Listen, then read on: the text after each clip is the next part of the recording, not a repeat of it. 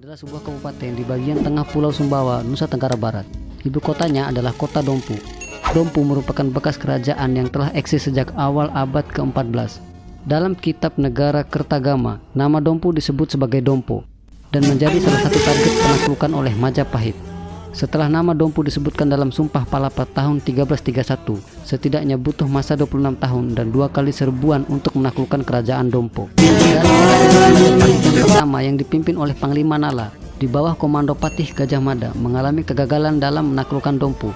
Baru pada ekspedisi yang kedua sekitar tahun 1357 Masehi dengan bantuan laskar dari Bali yang dipimpin Panglima Soka, Dompu bisa dikalahkan hingga seterusnya bernaung di bawah kerajaan Majapahit. Terbentuknya kerajaan Dompu. Seperti halnya Lombok, Sumbawa, dan Bima, Dompu dahulu kala juga merupakan salah satu daerah bekas kerajaan atau kesultanan. Kerajaan Dompu merupakan salah satu kerajaan yang paling tua, khususnya di Indonesia bagian timur. Arkeolog dari Pusat Balai Penelitian Arkeologi dan Purbakala, Sukandar dan Kusuma Ayu, dari berbagai hasil penelitian yang menyimpulkan Dompu atau kerajaan Dompu adalah kerajaan yang paling tua di wilayah timur Indonesia. Berdasarkan catatan sejarah di Dompu sebelum terbentuknya kerajaan di daerah tersebut, telah berkuasa beberapa kepala suku yang disebut sebagai Encuhi atau Raja Kecil. Encuhi terdiri atas 4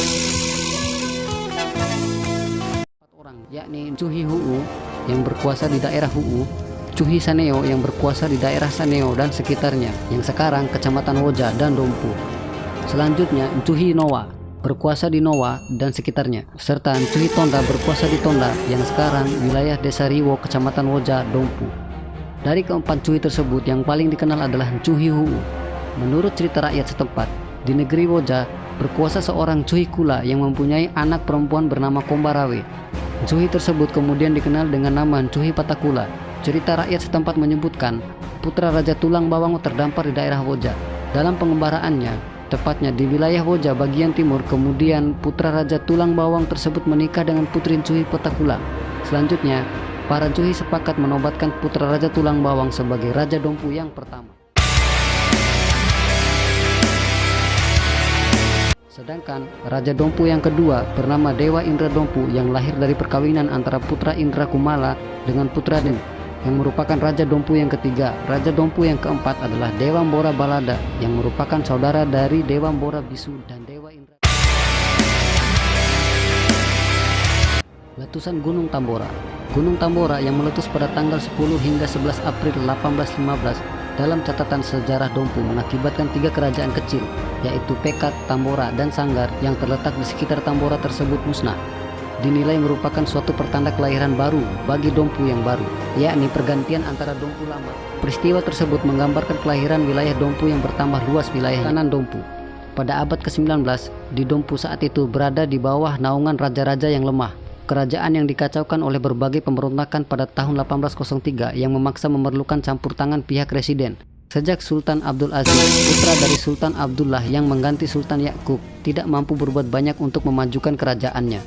Seluruh kerajaan antara tahun 1810 hingga 1814 diancam perompak-perompak yang menghancurkan desa-desa yang ada di wilayah Dompu saat itu. Pada sekitar tahun 1809, Gubernur Jenderal Daendels menugaskan Gubernur Van Kram untuk memperbarui perjanjian dengan Dompu. Perjanjian tersebut diadakan di Bima. Begitu pula penggantinya, Sultan Muhammad Tajul Arifin I, putra Sultan Abdul Wahab. Sultan Muhammad Tajul Arifin I diganti oleh Sultan Abdul Rasul II yang merupakan adik beliau. Dari tanggal 5 hingga 12 April 1815 ketika Tambora meletus, akhirnya sepertiga dari penduduk tewas dan sepertiga lainnya berhasil melarikan diri. Sultan Abdul Rasul II memindahkan Istana Bata yang biasa disebut oleh masyarakat setempat dengan Asintoi, kini merupakan situs Dorobata yang terletak di Kelurahan Kandai 1, Kecamatan Dompu, ke Istana Bata yang baru yang biasa disebut oleh masyarakat sekitar dengan sebutan Asibou. Karena itu beliau disebut dengan gelar Batabou.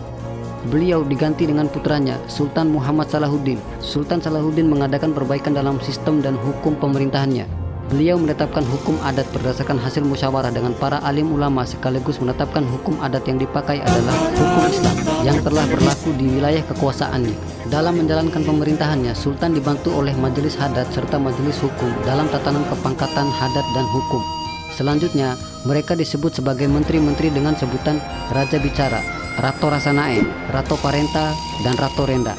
Mereka tergabung dalam suatu dewan hadat yang merupakan badan kekuasaan yang mempunyai wewenang untuk mengangkat dan memberhentikan sultan. Hadat juga merupakan kelengkapan pemerintahan yang berfungsi menjalankan hukum agama yang dipakai oleh kadi atau sultan menurut keperluannya. Seperti sultan-sultan sebelumnya, Sultan Salahuddin tetap melakukan hubungan dengan pihak pemerintahan kolonial.